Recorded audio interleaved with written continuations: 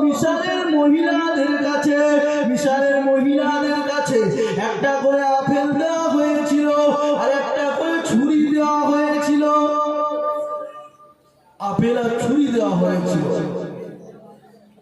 নবী ইউসুফ আলাইহিস সালাম খুব সৌন্দর্য ছিল, চমৎকার দেখতে ছিল। মিশরের মেয়েরা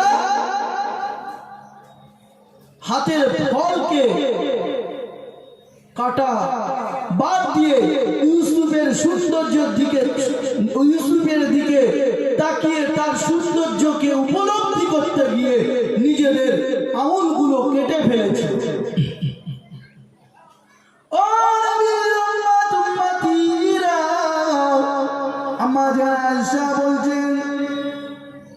মিশরের মহিলারা ইউসুফ আলাইহিস সালামের সৌন্দর্য দেখে এমনই করে হাতের ফল না কেটে আঙুলগুলো কেটে ফেলেছিল। কিন্তু আমার আপনার নবী দিন দুনিয়ার বাদশাহ হাবিবুল্লাহ জনাবে মুহাম্মদুর রাসূলুল্লাহ সাল্লাল্লাহু আলাইহি ওয়াসাল্লামকে মিশরের মহিলারা যদি দেখতো আমার নবীর সৌন্দর্যকে যদি দেখতো, তারা হাত কাটা তো দূরের কথা, আঙুল কাটা তো দূরের কথা, এমনই করে তারা তাদের দিলগুলো কেটে সরকার করে দিত, তাদের দিলগুলো কেটে জমিনে ফেলে দিত। নবীর সৌন্দর্যের কথা আম্মা জান আয়েশা রাদিয়াল্লাহু তাআলা আনহা বললেন,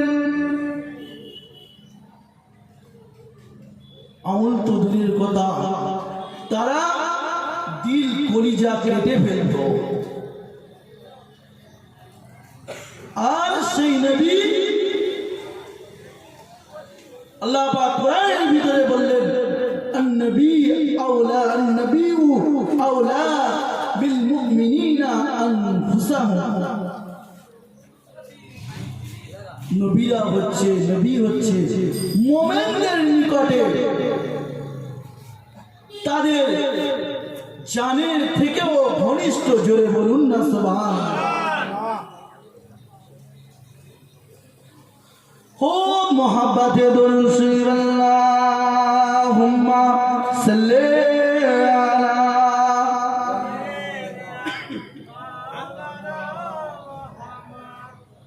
वाला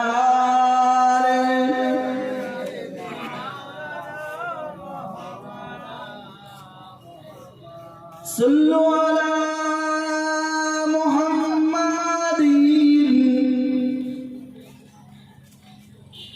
सल्लु अला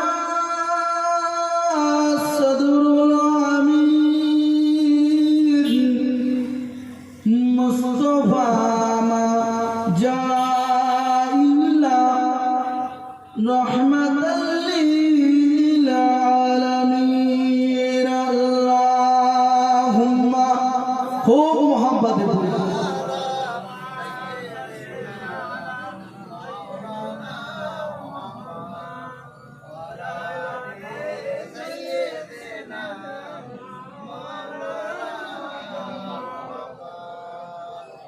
সম্মানীয় ভাই ও বাবাজিরা, নবী পাকের জামানায় তিনজন কবি ছিলেন যারা সাহাবীও ছিলেন। তিনজন কবি ছিলেন এবং সেই তিনজন কবি সাহাবীও ছিলেন। কবিদের ভিতরে অন্যতম কবি হাসান বিন সাবিত এবং আব্দুল্লাহ বিন রওহা, কাব বিন মালিক কবিতা লিখতেন। আরবি সাহিত্যের ভিতরে তারা বহু কবিতা লিখে গিয়েছে। সেই অন্যতম সাহাবী এবং লেখক হাসান বিন সাবিরের কথা আমি একটু বলি। আল্লাহ নবী সাহাবী হযরত হাসান বিন সাবির রাদিয়াল্লাহু তাআলা আনহু তিনি রসুলের চরিত্রকে, রসুলের সৌন্দর্যকে তুলে ধরতে গিয়ে বললেন, ওয়া আহসানু মিনকা লাম তারা কত্তু আইনি ওয়া জিমালু মিনকা লাম তালিদিন নিসা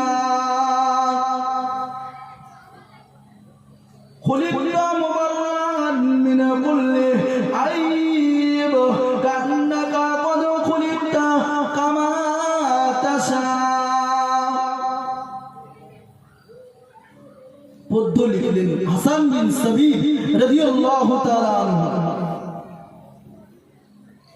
তিনি বলছেন, ওয়া আহসানু মিনকা লাম তারা কত্তু